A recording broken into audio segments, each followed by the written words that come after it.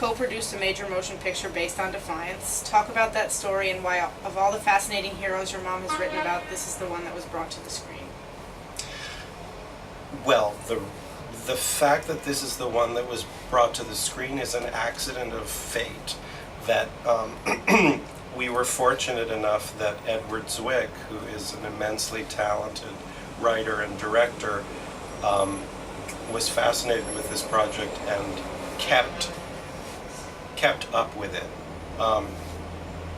Ed Zwick originally started writing the first draft of the script about 8 years before the film was actually produced.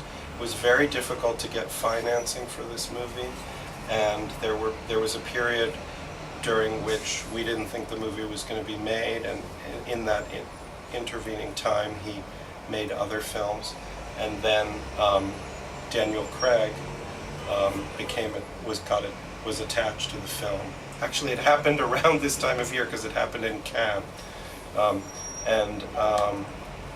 it was once that happened that we were able to raise the money for the film. But you're actually asking a more specific question: what is it about the story? And I guess the answer would be that I think people like to see a story with an uplifting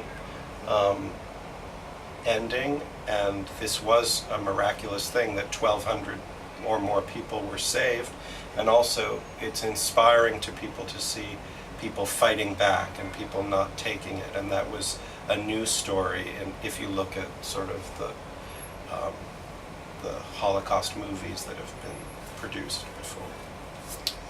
What was working on that film together like for both mother and son? It was fun. It was a challenge for me as a co-producer on the film.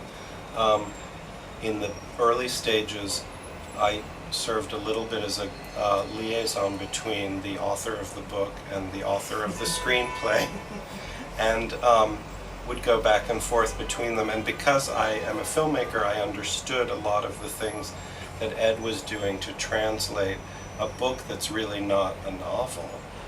It's a historical study into a dramatic 90-minute or 100-minute feature film. So it was a lot of going back and forth like that.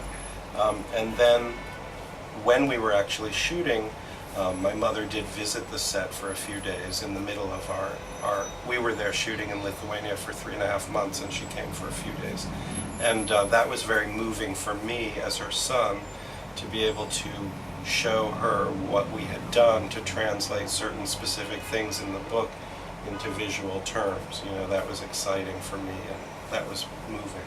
And I think it was moving for her too. Are there any, is there any anecdote, was there any point at which she said, you can't put that in the movie, or? No, there wasn't anything like that, but but Daniel Craig was particularly curious to ask her a lot of questions, and while she was there, for the few days she was there, he kept coming up to her and asking her questions. He was a very curious guy.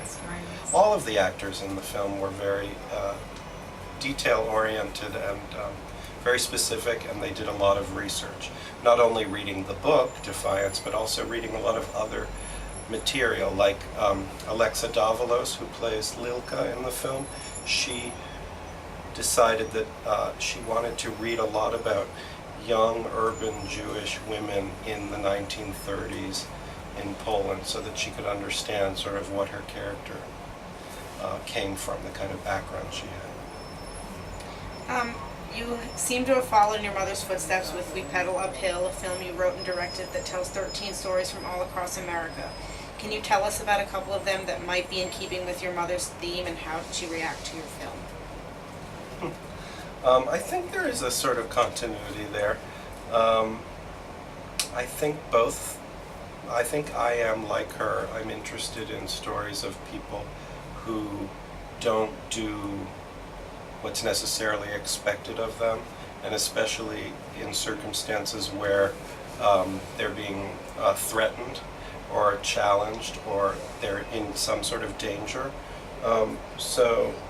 For example, in one of the pieces in We Pedal Uphill, it focuses on Hurricane Katrina, and it's a relationship between a white man who happened to own a boat and a black man who was with his family on top of the roof of a building in the floodwaters, and this white man happened to come along with his boat and saved the lives of this guy, his wife, and his 2 kids. And it's the piece is about their reunion several months later, and it's a kind of an awkward reunion, but I hope it shows the way that people are more complicated, and that nobody's a hero and nobody's a villain, and people have lots of different layers. And anyway, I think that that's sort of infused in all of my work. And in We Pedal Uphill, each story in We Pedal Uphill focuses on a person who's caught in a situation where they have to either find some inner courage, and in some of the stories they do, or they fall back on comfortable patterns which are sort of cowardly.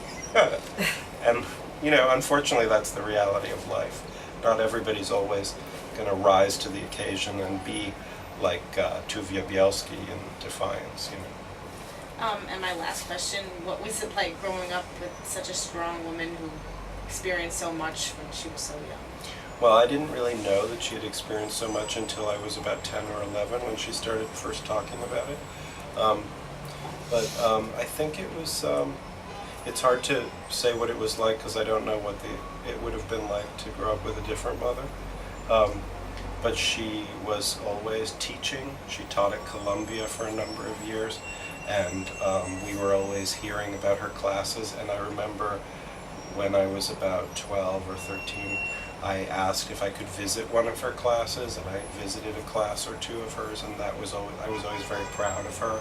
And when she first started writing, and ever since really, I've been always very eager and excited to read her books as she writes them and to give her feedback, and she does the same thing for me, so that's nice. We have that kind of nice relationship, reading each other's stuff. Thank you.